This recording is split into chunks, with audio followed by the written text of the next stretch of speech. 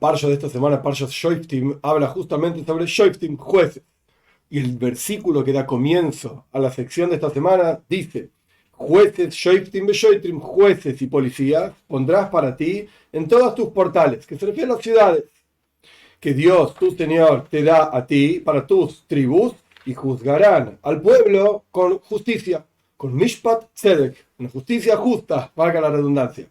Ahora bien, la gran mayoría de los comentaristas clásicos, Rashi, Ramban, el Orahaim, la gran mayoría se detienen o en la conexión de esta parsha con el final de la parsha anterior. Final de la parsha anterior hablaba la Torá sobre las tres fiestas de peregrinación, que el pueblo entero iban a Jerusalén y veían el templo y estaban ahí, etc.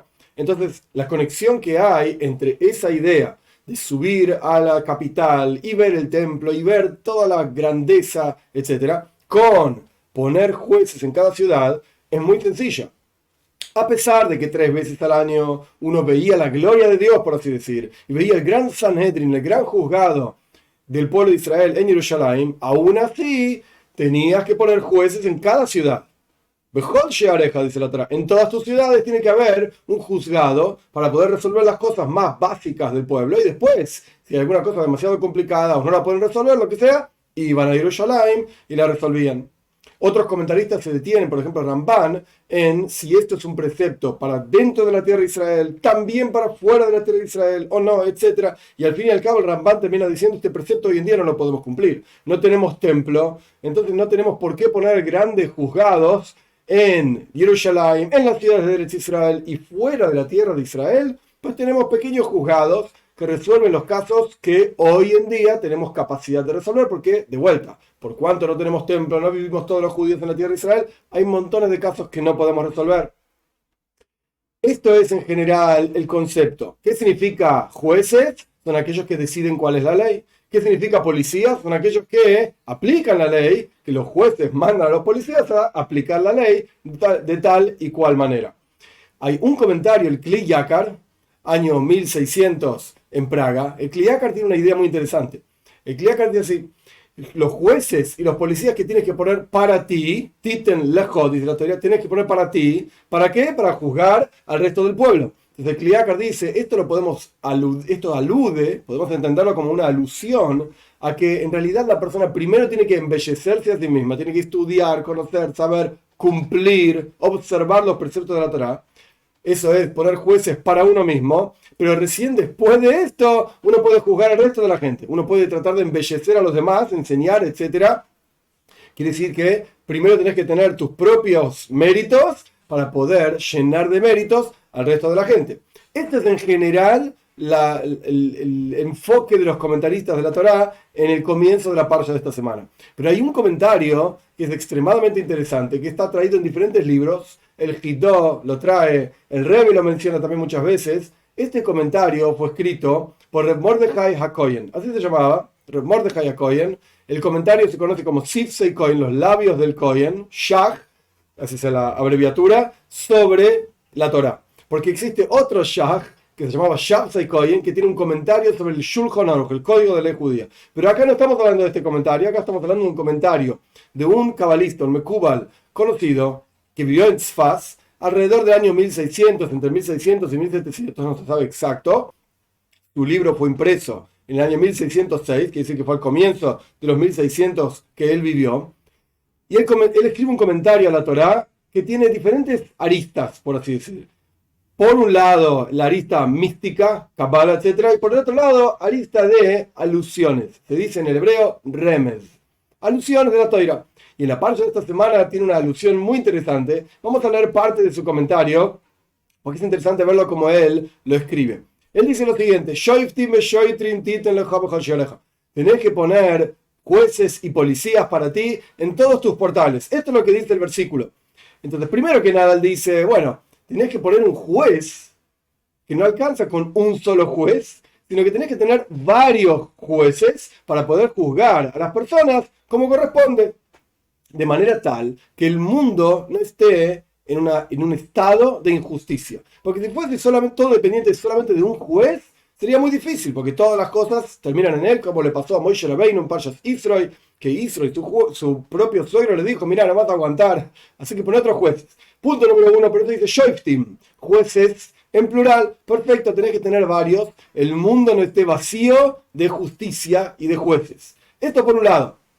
Pero por el otro lado, él dice, esto tiene la siguiente alusión. ¿Cuáles son los portales? Porque el versículo dice, jueces y policías tienen que poner para ti en tus portales. ¿Pero cómo tus portales? ¿Son tus ciudades? Esta es la traducción literal, pero tus portales significa las aberturas de tu cuerpo. Las aberturas de tu propia vida. ¿Cuáles son las aberturas de tu propia vida? Él dice, son 2 ojos, los 2 oídos, la nariz, la boca y el miembro genital, etc. ¿Por qué estos son los portales de la persona? Esto te enseña que la persona tiene que tener un policía sobre cada uno de estos miembros. Los ojos para no ver las cosas negativas de las personas. Los oídos para no escuchar nada malo de ninguna persona ni nada por el estilo. Para no escuchar aquellas voces que uno no corresponde que escuche. Por ejemplo, si es un hombre, la voz de una mujer cantando, porque esto tiene que ver con desnudez. Si se trata de la voz de idolatría, por ejemplo. Esto lo agrego yo, no está en el texto, pero la idea es justamente no escuchar aquello que no corresponde. Por ejemplo, Lashon Hara, la mala lengua.